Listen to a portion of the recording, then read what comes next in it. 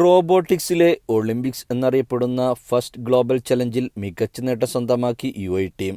September 26 മുതൽ 29 വരെ ആഥൻസിലെ ഗ്രീസിൽ നടന്ന ചലഞ്ചിൽ വെള്ളി മെഡലാണ് ടീം നേടിയത്. 193 രാജ്യങ്ങളിൽ നിന്നുള്ള ടീമുകൾ പങ്കെടുത്ത മത്സരത്തിലാണ് ചരിത്ര നേട്ടം. ദുബായിൽ നടന്ന പരിപാടിയിൽ ടീമിനെ ആദരിച്ചു. ഫസ്റ്റ് ഗ്ലോബൽ ഗ്രാൻഡ് ചലഞ്ച് പുരസ്കാരം, സോഷ്യൽ മീഡിയ പുരസ്കാരവും ഇന്റർനാഷണൽ എന്തൂസിയാസം പുരസ്കാരവും ടീം സ്വന്തമാക്കിയിട്ടുണ്ട്.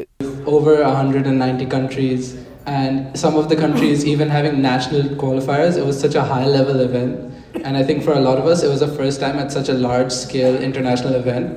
So the challenges were definitely there, but we persevered.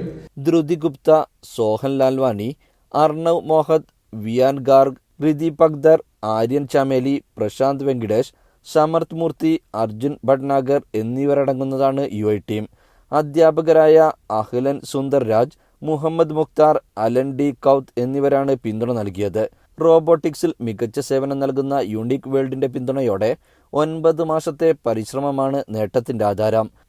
ടീമിന്റെ വിജയം വിദ്യാർത്ഥികളുടെയും അധ്യാപകരുടെയും രക്ഷിതാക്കളുടെയും കഠിനാധ്വാനത്തിന്റെ ഫലമാണതെന്ന് യൂണിക് വേൾഡ് റോബോട്ടിക്സിന്റെ സിഇഒയും FGC ദേശീയ ഓർഗനൈസറുമായ ബെൻസൺ തോമസ് ജോർജ് പറഞ്ഞു.